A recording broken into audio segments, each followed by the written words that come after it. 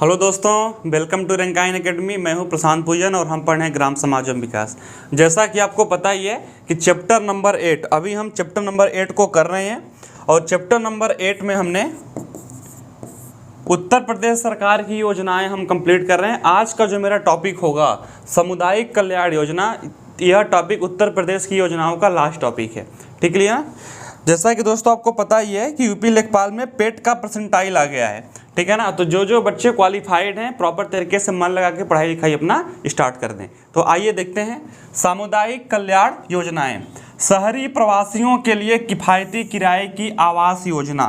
दोस्तों, शहरी प्रवासियों के लिए कुछ हमारे भाई बंधु जो गांव से शहर में काम करने के लिए आते हैं, उनके पास कोई अपना घर नहीं होता, तो वह क्या करते हैं, किराए का घर लेते हैं। तो ऐसे प्रवासियों के लिए किराए का घर जो कि किफ़ायती हो यानी कि सस्ता हो, उपलब्ध करवाने की योजना, उसमें हम प्रकाश डालते हैं।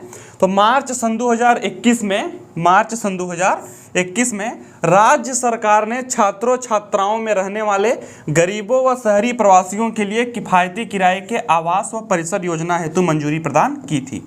दोस्तों, मार्च सन 2021 में उत्तर प्रदेश सरकार ने ऐसे बच्चों के लिए, ऐसे छात्रों के लिए जो कि गरीब परिवार से आते हैं और शहर में आके पढ़ाई करते हैं, या फिर ऐसे श्रमिक जो कि गाँव से शहर में काम करने के लिए आते हैं, उनके लिए एक किफ़ायती आवास की योजना का यहाँ पे कार्य किया था। इस योजना के अंतर्गत विधवाओं, कामकाजी महिलाएं जो कि महिलाएं काम करती हैं, दूसरों के घर में जाके काम करती हैं यानी मजदूरी का कार्य करती हैं, अल्पसंख्यों, अनुसूचित जाति, अनुसूचित जनजाति तथा अन्य पिछड़े वर्गों के लोगों को प्राथमिकता दी जाएगी। दोस्तों, इस योजना में जो किफ़ायती किराए के घर की योजना है, इसमें किनको जो है प्रेफरेंस मिलेगा। ऐसे बच्चे जो कि काफ़ी गरीब परिवार से आते हैं, विधवाएं हो गई, गरीब महिलाएं हो गई जो कि दूसरों घरों में कार्य करती हैं, अनुसूचित जाति के लोग हो गए, जनजाति के लोग हो गए, SC ST या फिर अल्पसंख्यक, इनको प्राथमिकता मिलेगी किफ़ायती आवास प्राप्त करने के लिए। इसका जो शुभारंभ हुआ था मार्च सन 2021 में हुआ था राज्य सरकार के द्वारा। ठीक है, आइए आगे देखते हैं। मुख्यमंत्री प्रवासी श्रमिक उद्यमिता विकास योजना। दोस्तों, पहले इसका नाम देखिए कि इसका नाम का अर्थ क्या हुआ। नाम से काफ़ी ज़्यादा हम इसकी योजना के बारे में समझ सकते हैं कि जो ये योजना है यह क्या होगी। मुख्यमंत्री प्रवासी श्रमिक। प्रवासी श्रमिक का मतलब कि ऐसे मजदूर जो कि कहीं दूसरी जगह से आकर कहीं पर कामकाज अपना कर रहे हैं। उद्यमिता विकास योजना। दोस्तों, उद्यमिता का अर्थ क्या होता है कि उनको थोड़ा सा बिजनेस के बारे में सिखाना कि वह यहाँ पर आकर अपना खुद का भी एक कारोबार सेट कर लें, हमेशा दूसरे के भरोसे ना रहें, उसको बोलते हैं उद्यमिता। विकास योजना, उनको उद्यमी बनाना, उनको एक बिजनेसमैन टाइप का बनाना। ऐसी योजना को मुख्यमंत्री प्रवासी श्रमिक उद्यमिता विकास योजना, कि जो लोग दूसरे जगह से आए हैं अपने शहर में काम करने के लिए, उनको थोड़ा सा उद्यमी बनाना है। कुछ लोग होते हैं ना, यहाँ पे वेजिटेबल्स की दुकान खोल लेते हैं, पानी पूरी की दुकान खोल लेते हैं, ठीक है ना। तो ऐसे जो लोग हैं उनको उद्यमी बनाना, उनको थोड़ा सा बिजनेसमैन टाइप का बनाना, ऐसी योजनाओं को बोलते हैं मुख्यमंत्री प्रवासी श्रमिक उद्यमिता विकास योजना। दोस्तों, इस योजना के अंतर्गत कोरोना महामारी के कारण देश में लागू लॉकडाउन, कोविड काल में लॉकडाउन था यानी कि सब कुछ बंद था, फलस्वरूप विभिन्न प्रदेशों से वापस आए श्रमिकों व कामगारों को रोजगार व स्वरोजगार उपलब्ध करवाना। दोस्तों, मुख्यमंत्री प्रवासी श्रमिक उद्यमिता विकास योजना का जो मेन लक्ष्य था कि देश भर में अलग अलग जगह हमारे उत्तर प्रदेश के काम करने वाले जो मजदूर भाई बहन थे, जब वो लॉकडाउन में अपने घर आए तो उनको अपने घर के आसपास ही किस प्रकार से कामकाज मिल जाए, उसके ऊपर यह काम किया गया था। इसके अंतर्गत स्वरोजगार स्थापित करने के लिए यानी कि स्वरोजगार, खुद का काम चालू करने के लिए ग्रामीण श्रमिक महिलाओं को, गाँव की काम करने वाली महिलाओं को 10 लाख तक का ऋण सहायता राशि बिना किसी ब्याज के प्रदान किया जाएगा।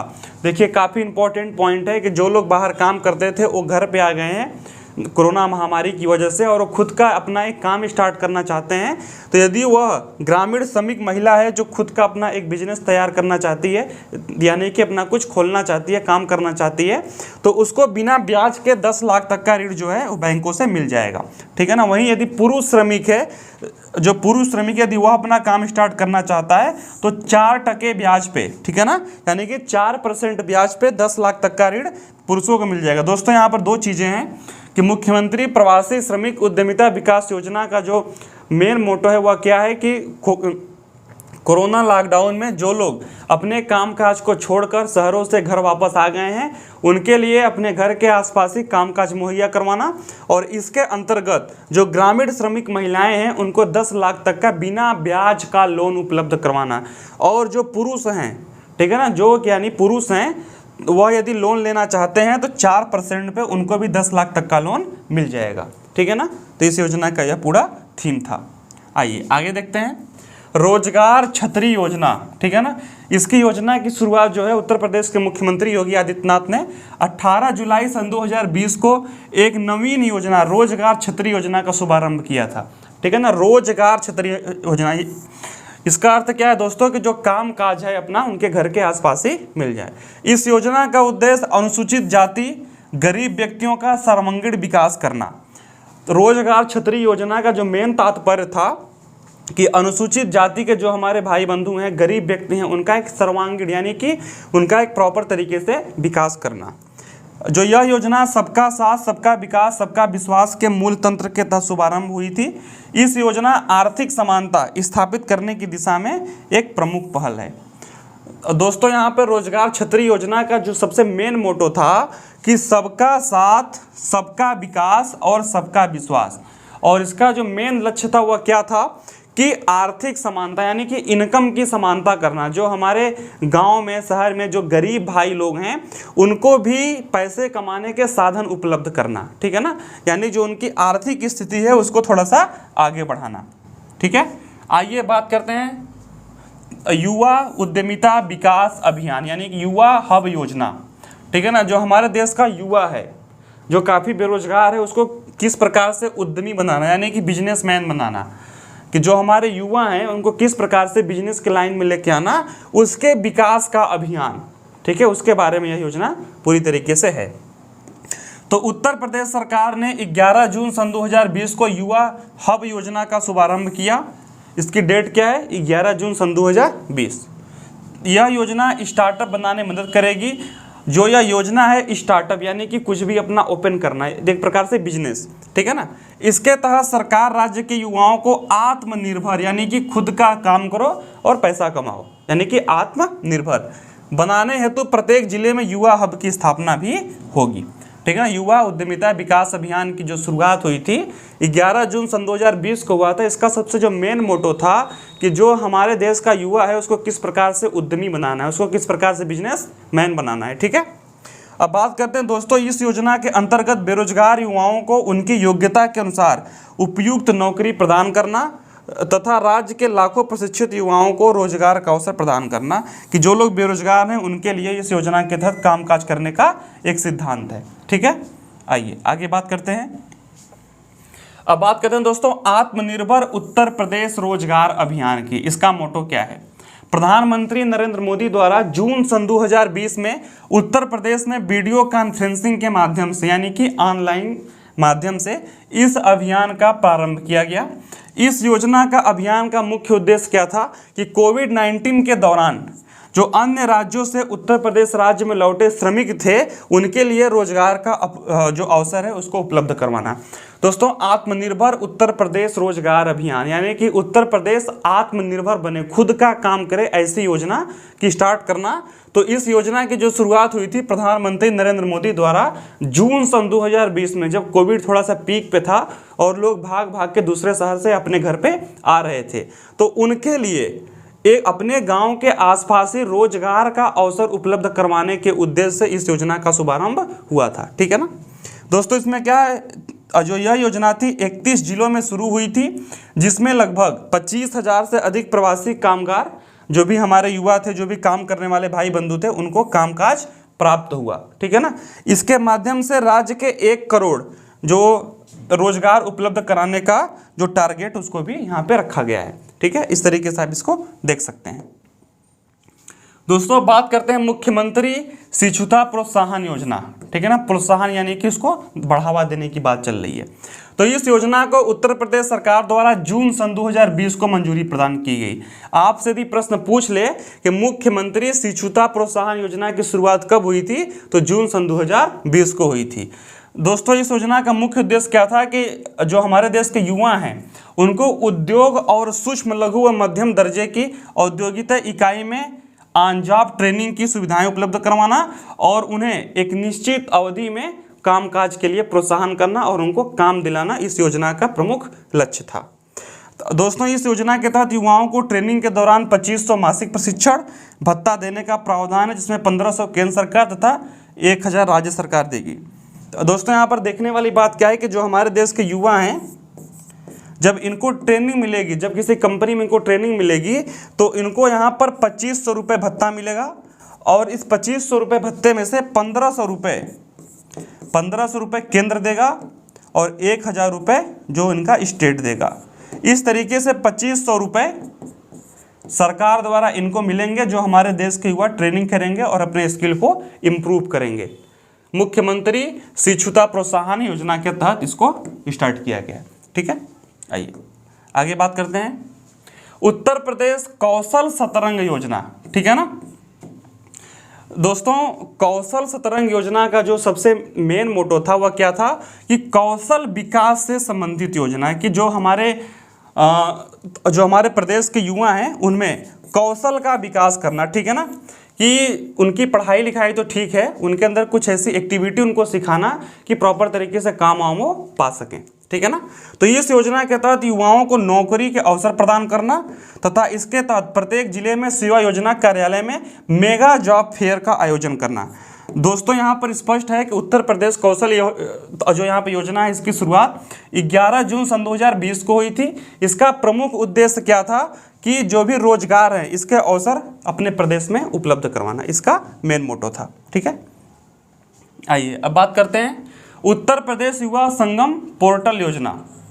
दिसंबर सन 2017 को उत्तर प्रदेश के मुख्यमंत्री, सबसे बड़ी बात क्या है कि इसकी स्टार्टिंग कब हुई थी, दिसंबर सन 2017। ठीक है ना, योगी आदित्यनाथ ने शास्त्री भवन में युवा संगम नामक वेबसाइट की यहाँ पे स्टार्ट की थी। समाज के उत्थान में युवाओं की सकारात्मक ऊर्जा को जोड़ना तथा समाज के विकास में इनकी रचनात्मक तथा लाभ लेना इस वेबसाइट को प्रारंभ करने का एकमात्र उद्देश्य था। दोस्तों उत्तर प्रदेश युवा संगम पोर्टल योजना का स्टार्ट दिसंबर सन 2017 को हुआ था। इसका जो मेन उद्देश्य था कि ज़्यादा से ज़्यादा युवाओं को अपने सरकार से जोड़ने का काम करना। ठीक है, अब बात करते हैं प्रभु की रसोई योजना। ये काफ़ी इंपॉर्टेंट योजना है, इसको आप लोग थोड़ा ध्यान से देखिएगा। उत्तर प्रदेश सरकार ने प्रभु की रसोई योजना नामक एक नई निःशुल्क भोजन योजना की शुरुआत की थी। जो यह योजना अगस्त सन 2017 में सहारनपुर जिले से स्टार्ट हुई थी। दोस्तों प्रभु की रसोई योजना, जो इसका मेन टारगेट था वह क्या था कि उत्तर प्रदेश के लोगों के लिए निःशुल्क खाने की व्यवस्था करना। जो लोग भूखे हैं, ठीक है ना, जिनके पास खाने का साधन नहीं है, उनके लिए निःशुल्क खाना उपलब्ध करवाना। इसकी शुरुआत कब हुई थी, अगस्त सन 2017 में सहारनपुर जिले से हुई थी। ठीक है ना, अब बात करते हैं स्वतः रोजगार योजना। ठीक है ना, इस योजना के अंतर्गत 7 लाख राशि की कृषि और गैर कृषि क्षेत्र की परियोजना का वित्त पोषण करना और इसमें उद्योग, सेवा, पशुपालन, व्यवसाय आदि सम्मिलित किए जाते हैं। दोस्तों इसमें क्या है कि स्वतः रोजगार योजना में 7 लाख तक का आपको पैसा मिलता है और आप उससे कृषि, पशुपालन इस तरीके के काम को आप प्रॉपर तरीके से कर सकते हैं। ठीक है ना दोस्तों, बात करते हैं आदर्श नगर योजना की। इसकी जो शुरुआत हुई थी सन 2007-8 में हुई थी, यहाँ पर आप लोग को दिख जाएगा। और जो इसका उद्देश्य था ग्रामीण अस्थापन सुविधा को बढ़ावा देना। इस योजना के अंतर्गत ग्रामीण स्थानीय निकायों में अस्थापन संबंधी विकास को बढ़ावा देना। ठीक है ना, आदर्श नगर योजना का सबसे बड़ा यहाँ पे टारगेट था। अब बात करते हैं पेयजल योजना की। जो यह योजना केंद्र के तत्वाधान में राज्य में चल रही है, जिसका उद्देश्य ग्रामीण क्षेत्रों में शुद्ध पेयजल को उपलब्ध कराना। यह योजना उत्तर प्रदेश के बुंदेलखंड बिंद क्षेत्र में, ठीक है ना, इसको आप लोग यहाँ पे देखिए कि पेयजल योजना का जो सबसे प्रमुख टारगेट हुआ कि यहाँ पे क्या है कि शुद्ध जल, ठीक है ना, यानी कि पीने का जो अपन का जल होता है वो शुद्ध होना चाहिए, उसको उपलब्ध करवाना गांव के प्रत्येक क्षेत्र में। आर्सेनिक फ्लोराइड तथा जेई एवं एई से प्रभावित ग्रामीणों को शुद्ध पानी को उपलब्ध करवाना और पाइप से उनको पानी देना इस योजना का प्रमुख लक्ष्य है। दोस्तों बात करते हैं सामुदायिक विकास योजना की। ग्रामीण समाज का विकास या प्रगति को बढ़ावा देने के मूल मंत्र को ध्यान में रखकर 2 अक्टूबर 1952 को एक प्रभावी योजना की स्टार्ट हुई।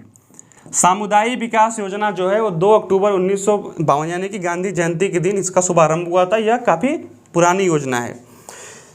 इस योजना में इटावा अग्रगामी योजना से प्रेरित थी और इसके संबंध में योजना आयोग का मानना था कि यह नवीन साधनों की खोज करके ग्रामीण सामाजिक एवं आर्थिक विकास को बदलाव इसमें लाएगी। देखिए काफ़ी पुरानी योजना है, इस पर हम थोड़ा सा प्रकाश डालते हैं कि सामुदायिक विकास योजना का जो सबसे मेन टारगेट था कि नए यानी कि गांव को किस प्रकार से डेवलप किया जाए, ठीक है ना, गांव का विकास कैसे हो, इसके लिए नई नई योजना लाना और उनके विकास कार्यों के लिए अच्छा काम करना, ये सामुदायिक विकास योजना का प्रमुख लक्ष्य था। दोस्तों बात करते हैं, यह योजना ग्रामीणों के सर्वांगीण विकास से संबंधित थी। इसको आप लोग यहाँ पर पढ़ सकते हैं। खैर ये 1952 में थी, तो बस इसका डेट और इसका नाम ही आपके लिए ज़्यादा इंपॉर्टेंट है। अब बात करते हैं अंबेडकर दुग्ध विकास जो उसकी परियोजना है, यह क्या है।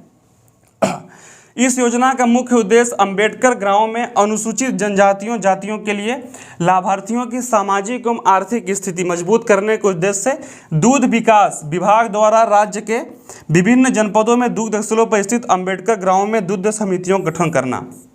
दोस्तों अंबेडकर दुग्ध विकास परियोजना का सबसे मेन टारगेट क्या है कि हमारे प्रदेश में कुछ अंबेडकर गांव होते हैं जहां पर अनुसूचित जाति के लोग अधिक होते हैं, तो वहां पर सबसे मेन मोटो क्या है कि वहां पर एक समिति बनाना कि जो दुग्ध विकास परियोजना को बढ़ावा दे और वहां पे उत्पादन होने वाले दूध का उचित मूल्य उनको वहां पर मिल जाए, ठीक है ना। तो दोस्तों इस प्रकार से आप लोगों ने देख लिया कि उत्तर प्रदेश सरकार की योजनाओं को काफ़ी अच्छी तरीके से हमने यहाँ पर कंप्लीट तरीके से देख लिया।